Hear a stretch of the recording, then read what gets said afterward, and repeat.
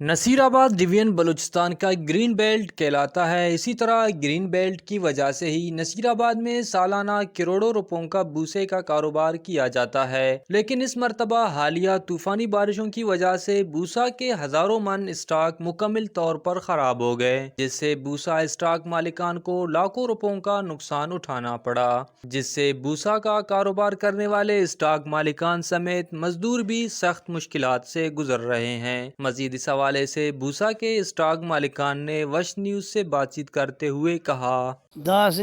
کروڑ دا نقصان ہے نہ کرے 36 لاکھ نہ صرف کنا نقصان مسئلہ دا سجوا مال خوشی کا رد ختم بس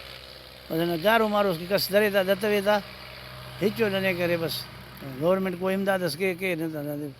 دوسرا اللہ یاد کرے روڈ نہ دیا انا 5000 مانسر 56-57 لکھ نہ کرے ان مال سک سجو نہ مزوری تا لے پائی تا بلو خرچو دفتے تھی گورنمنٹ اب گڑا نہ تو تاوان کے انو کے لگاری آتا تین گڑی ملکی آتا گڑا سروے منی جا گئی آتا سروے منی لیے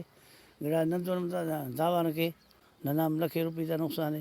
بوسا اسٹاک مالکان نے حکومت بلوچستان اور ضلعی انتظامیہ سے اپیل کرتے ہوئے کہا کہ حالیہ طوفانی بارشوں سے ہمارے ہزاروں من بوسا خراب ہو گئے، جن کو خریدنے کے لیے کوئی تیاری نہیں، لہذا ہمارے کروڑوں روپوں کے ہونے والے نقصانات کا ازالہ کیا جائے تاکہ ہمارے اور بوسا کے اسٹاکوں پہ کام کرنے والے مزدوروں کے مشکلات کچھ کم ہو سکے۔ کیمرہ مین معشوق رند کے ساتھ ریاض بلوچ، وش نیوز، نصیر آباد۔